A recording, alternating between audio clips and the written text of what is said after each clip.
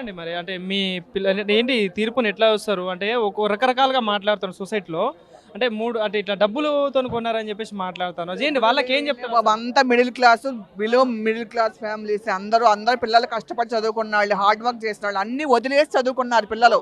Family life అంతా త్యాగం చేసి వాళ్ళ ఎంజాయ్మెంట్ అంతా యూత్ కదా, అంతా ఎంజాయ్మెంట్ అంతా త్యాగం చేసి మ్యారేజ్ పోస్ట్ పోన్ చేసుకుని అంత కష్టపడిన వాళ్ళు అందరూ కష్టపడే చదువుకున్నారు.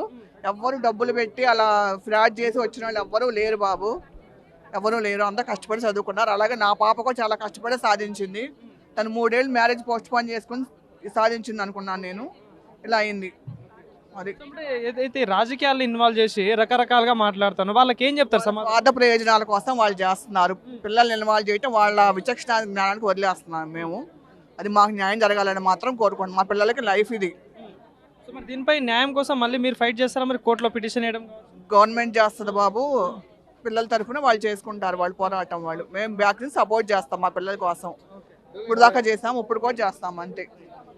చెప్పండి మేడం, మీరు చెప్పండి మరి ఎట్లా అంటే ఎట్లా చూస్తారు ఈ అంశాన్ని? అంటే దాదాపుగా కొన్ని సంవత్సరాలుగా ప్రిపేర్ అయ్యి చదివి ఫైనల్గా జాబ్ వచ్చింది సంతోషంలోనే ఇంతలోనే ఇట్లాంటి న్యూస్ వింటే ఏమనిపించింది? అసలు ఏంటి మీ పిల్లల పరిస్థితి? డెఫినెట్గా బాధాకరంగా ఉంటుందండి. పిల్లల పరిస్థితి ఏంటనేది మీరందరూ సమాజము చెప్పాల్సిన ఆన్సర్ దీనికి. ఎందుకంటే వాళ్ళు కష్టపడితేనే వచ్చింది, ఊరికే ఏవి రాలేదు. అలా మేము కొనుక్కున్నాము అది ఇది అని నిందలు వేయడం చాలా ఈజీ, కానీ అది వాళ్ళ కష్టం ఏంటో మేము కళ్ళతో చూసాము. వాళ్ళు రాత్రి పగలు వాళ్ళ యవ్వనాన్ని అన్నీ కూడా సాక్రిఫైస్ చేసి ఆ బుక్స్ మధ్యలోనే ఉన్నారు.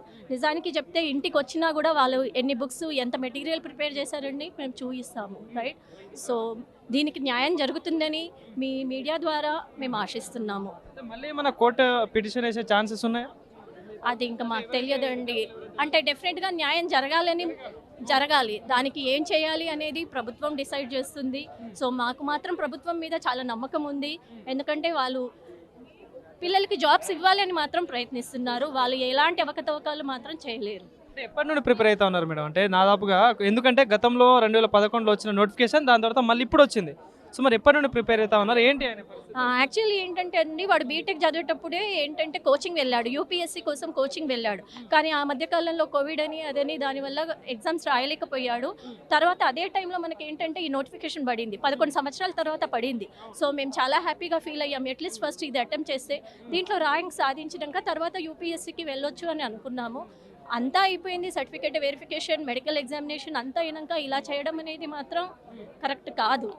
మాకే కాదు, మీరు చూస్తున్న అందరికీ కూడా అనిపించాలి, రైట్? ఎందుకంటే వాళ్ళు కష్టాన్ని నమ్ముకున్నారు. వాళ్ళు ఏంటంటే ఎన్నో లగ్జరీ లైఫ్ని సాక్రిఫైస్ చేశారు. వాళ్ళు ఏమి కూడా కోరుకోలేరు. జస్ట్ ఏంటంటే they want to serve the society and the people, అంతే. వాడు చాలా సేవ మోటివ్తో ఉన్నాడు, అదే వాని కళ. అందుకోసమే ఇది రాశాడు. కానీ ఇప్పుడు ఏంటంటే సొసైటీ పైన నమ్మకం పోయే సిచ్యువేషన్ వస్తుంది. సో సెలెక్ట్ అయ్యారనేసరికి చాలా సంతోషం కావచ్చు, అందరికి చెప్పుకోవడం ఆ ఫీల్ ఎవరికైనా నిజంగా ఒక కళ లాంటిది, లైఫ్లో ఫస్ట్ టైం అచీవ్మెంట్ లాంటిది. సో ఏంటి మరి ఇట్లాంటి పరిస్థితిలో ఆ పరిస్థితి ఏంది ఇప్పుడు? ఎవరైతే మీ పిల్లలు కావచ్చు వాళ్ళ పరిస్థితి డెఫినెట్గా డిప్రెషన్లోనే ఉంటారండి. ఎవరైనా ఇప్పుడు మనమైనా ఆ పరిస్థితుల్లో ఉంటే ఎలా ఉంటారు, రైట్? వాళ్ళని చూసి మాకే ఎంతో బాధ వేస్తుంది. కష్టపడ్డ వాళ్ళకి ఇంకెంత బాధ ఉంటుందో మీరు ఒకసారి గమనించాలి. అంటే ఇప్పుడు ఏదైతే మీరు రాంగ్ ప్రొపగండా అంటా ఉన్నారు, సో అట్లాంటి వాళ్ళకి కావచ్చు, ప్రభుత్వానికి కావచ్చు, ఎవరైతే రాజకీయ నాయకులకు కావచ్చు, దీన్ని రాజకీయ కోణంలో చూసే వాళ్ళకి ఏం సమాధానం చెప్తారు? ఒకటే చెప్తున్నానండి, వాళ్ళకు పిల్లలు ఉన్నారు, రైట్? సో కష్టపడ్డ వాళ్ళకి మోసం చేస్తే మాత్రం ఎప్పుడూ మంచి కాదు, రైట్? సో కష్టపడ్డ వాళ్ళని గుర్తించాలి, కష్టపడ్డ వాళ్ళకి ర్యాంక్స్ ఇవ్వాలి, జాబ్స్ ఇవ్వాలి అనేది మా కోరిక. ఎందుకంటే మేము కష్టాన్ని నమ్ముకున్నాము, ఇంకా దేన్ని నమ్ముకోలేము. అండ్ ఎప్పుడైనా కూడా కష్టమే గెలుస్తుంది అని మా నమ్మకము. విజయం మా వైపు ఉంటుందని అనుకుంటున్నాము. అండ్ మీ సపోర్ట్ కూడా మాకు ఉంటుందని మేము అనుకుంటున్నాం. బికాస్ మీకు తెలుసు ఆ పెయిన్ ఎలా ఉంటుందో అని. అందుకని మేము ఫస్ట్ ప్రెస్ని అప్రోచ్ అవ్వడానికి కారణం ఏంటంటే మీ పైన నమ్మకం. బికాస్ మీరందరూ కూడా మాలాగే మిడిల్ క్లాస్ నుంచి వచ్చిన వాళ్ళు ఉంటారు. పెద్దవాళ్ళకి వెళ్ళి మా మొరబెట్టుకున్న అర్థం కాదు, మీకు అర్థమవుతుంది. మీ ద్వారా ఒక మంచి మెసేజ్ సొసైటీకి పోతుంది అన్న నమ్మకంతో వచ్చాం. ఇప్పుడు రాంగ్ మెసేజ్ ఎలా అయితే వేశారో ఇప్పుడు ఈ ఒక మంచి మెసేజ్ని కూడా మీరు అలాగే పబ్లిసిటీ చేస్తారని మా నమ్మకం.